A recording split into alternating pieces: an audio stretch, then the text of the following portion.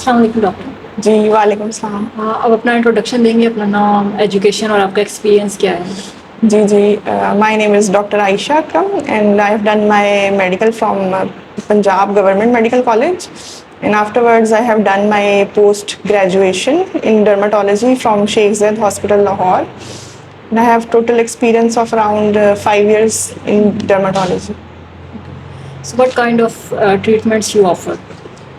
So at our clinic we offer treatments to basic diseases in dermatology like superficial bacterial infections, acne, melasma, vitiligo, alopecia, or other aesthetic procedures as well like lasers for hair removal, carbon dioxide laser as well for acne scars, skin rejuvenation, और इसके अलावा chemical peels, PRP. Okay, so what is the difference between basic dermatology and aesthetic medicine?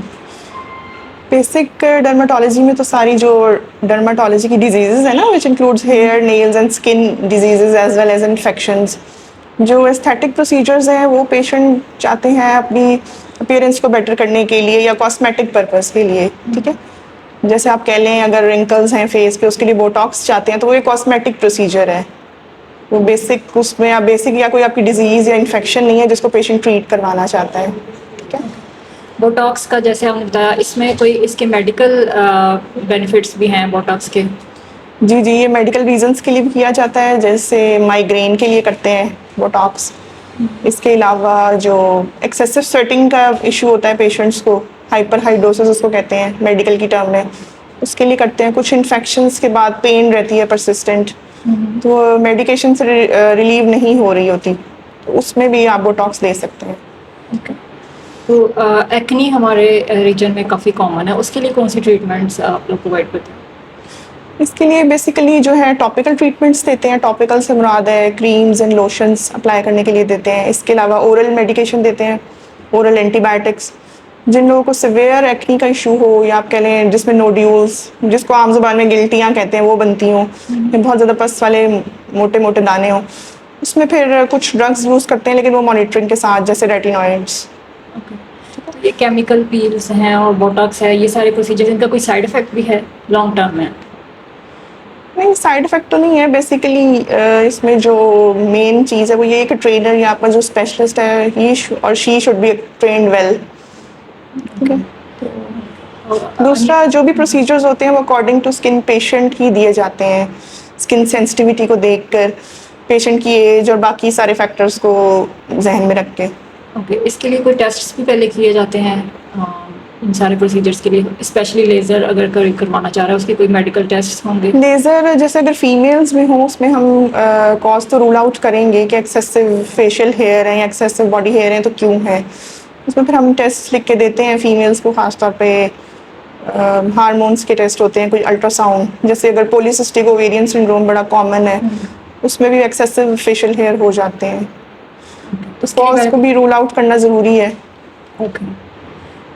तो कुछ ऐसे भी problems होते हैं जिनकी वजह से आप लोग लेज़र किसी पेशेंट्स का ना करें, जैसे अगर उन्हें पॉलीसिस्टिक ओवरीज हैं या फिर कोई और मेडिकल इशू है, तो फिर हो सकता है कि उनका लेज़र ना किया जाए किसी भी वजह से, या फिर लेज़र हर सिचुएशन में हो जाता है अनवांटेड हेयर के लिए स्पेशली?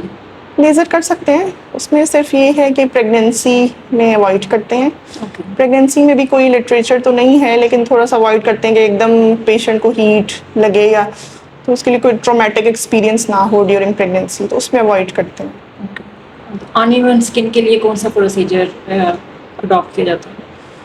अनइवन स्किन के लिए हम usually micro needling along with PRP, platelet rich plasma. Fat reduction का भी आप लोग ट्रीटमेंट करते हैं? जी। फैट रिडक्शन के लिए कौन सी टेक्निक्स यूज़ हो रही हैं? फैट डिजॉल्विंग के लिए इंजेक्शन यूज़ होते हैं, मोस्टली लोकलाइज्ड फैट को ही टारगेट करते हैं और सेशंस में ये अमल होता है और आहिस्ता आहिस्ता, लेकिन इसके साथ lifestyle modification along with diet and exercise का भी रोल है। जस्ट ये नहीं हो सकता कि पेशेंट सिर्फ फैट डिजॉल्विंग इंजेक्शन लगवा लें और वो पे हमारा वेट कम हो जाएगा, ठीक है। तो ज़ाहिर है सारे फैक्टर्स का रोल है। कितने परसेंट फैट रिडक्शन हो जाती है इस इंजेक्शन से? तो उसमें इंचेस ही कम होते हैं। जैसे अगर जॉ लाइन में आप करवाएं डबल चिन के लिए, लोअर बेली फैट है, कुछ लोग आर्म्स का चाह रहे होते हैं, तो उसमें थोड़ा बहुत ही फ़र्क पड़ता है। बहुत ज़्यादा अगर मैसिव रिजल्ट्स चाहते हैं तो वो तो लाइपोसक्शन के थ्रू ही हो सकता है। और स्किन ब्राइटनिंग के भी आप लोग ट्रीटमेंट जी, प्रोवाइड जी। करते हैं, उसके बारे में कुछ बताएं। स्किन ब्राइटनिंग जो है वो आईवी ड्रिप्स के थ्रू यूज़ होते हैं, लगते हैं, और एवरी वीक एक सेशन होता है। सेकेंडली इट्स इम्पॉर्टेंट कि पेशेंट भी इस चीज़ को, मतलब रियलिस्टिक एक्सपेक्टेशन होनी चाहिए पेशेंट की भी। तो जो आप कह लें वन टोन फ़र्क आ जाता है, लेकिन along with lifestyle modification like sunscreen application और भी वाइटनिंग क्रीम्स वगैरह दी जाती हैं साथ में। लेकिन अच्छे रिजल्ट्स हैं, कुछ में वेरी करता है पेशेंट टू पेशेंट रिस्पॉन्स। कुछ में बहुत अच्छे रिजल्ट्स हैं, कुछ में आप कह लें मॉडरेट रिजल्ट्स हैं। और जो हेयर लेज़र जो है, जो डिवाइसेस मिलती हैं जो कि जिसमें आप घर में अपना जी, जी। ट्रीटमेंट कर सकते हैं, और कुछ जो प्रोफेशनल्स करते हैं, जी, जी। दोनों में क्या फ़र्क है? जो प्रोफेशनल डिवाइसेज़ हैं, ज़ाहिर है उनकी एफ़िकेसी आउटकम बहुत ज़्यादा अच्छा है। जो पोर्टेबल डिवाइसेज़ हैं वो भी यूज़ कर सकते हैं पेशेंट्स घर में, लेकिन ये है कि उनका रिज़ल्ट उतना, मतलब आप ये नहीं कह सकते कि दोनों का रिज़ल्ट या आउटपुट जो है सेम होगी। जो प्रोफेशनल डिवाइसेज़ हैं ऑब्वियसली इनके रिज़ल्ट्स आउटस्टैंडिंग हैं।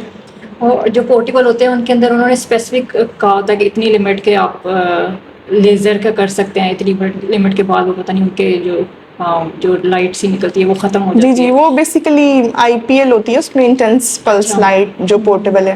लेकिन उसमें भी है कि आपका ब्रांड अच्छा होना चाहिए तभी वो इफ़ेक्टिव होगी, ठीक है? ओके। मार्केट में तो काफ़ी ज़्यादा अवेलेबल है डिफरेंट ब्रांड्स की। स्किन को एनवायरमेंटल फैक्टर से किस तरह बचाया जा सकता है? उसमें बेसिक चीज़ तो वही है कि आप सनस्क्रीन एप्लीकेशन है, फर्स्ट ये है कि हाइड्रेशन स्किन की बेहतर हो, वाटर इनटेक ज़्यादा हो, इसके अलावा मॉइस्चराइज रखें स्किन को। इवन जिनकी ड्राई स्किन है वो तो रखें ही रखें, जिनकी ऑयली हो वो भी हाइड्रेट करें, और इसके बाद सनस्क्रीन एप्लीकेशन। ओके। और एक्सपेंसिव स्किन केयर प्रोडक्ट्स के बारे में अगर मैं आपसे क्वेश्चन करूं कि वो ज़्यादा परसेप्शन यही है कि expensive skin care products are better, तो इज़ इट ट्रू? नहीं, इट्स अ मिसकंसेप्शन। ज़रूरी नहीं है कि आप एक्सपेंसिव या हाई एंड ब्रांड्स पे ही जाएँ तो ही आपको रिज़ल्ट मिले। जो नॉर्मल लोकल प्रोडक्ट्स हैं they are equally effective. Okay. ठीक है, तो वो पेशेंट वो भी यूज़ कर सकते हैं। ये रिकमेंडेशन नहीं है कि आप बहुत इम्पोर्टेड प्रोडक्ट्स ही लें या हाई एंड प्रोडक्ट्स लें। ओके। तो मोस्ट कॉमन मिसकंसेप्शन क्या है कॉस्मेटिक डर्मेटोलॉजी के बारे में? लोग लेज़र को अवॉइड करते हैं कि इससे शायद कैंसर हो जाता है। तो इसके ये एक कितने सबसे बड़े चांसेस हैं? नहीं, ऐसा कुछ नहीं है कि लेज़र से कोई, मतलब ये एक बड़ा सेफेस्ट ट्रीटमेंट है और best option for hair removal जो है लेज़र ही है। इसके अलावा और कोई ट्रीटमेंट नहीं है जो आपको हेयर लॉस में मदद दे सके। सेकेंडली कैंसर वगैरह कभी रिपोर्ट हुए नहीं है, ये एक थोड़ी सी मिसकंसेप्शन है कि शायद लेज़र के बाद कुछ कैंसर हो सकता है। आपके पास लेटेस्ट इक्विपमेंट है, जी, जी। राइट? तो हम अपने ऑडियंसेस को दिखा सकते हैं। जी, जी, श्योर आए। ओके।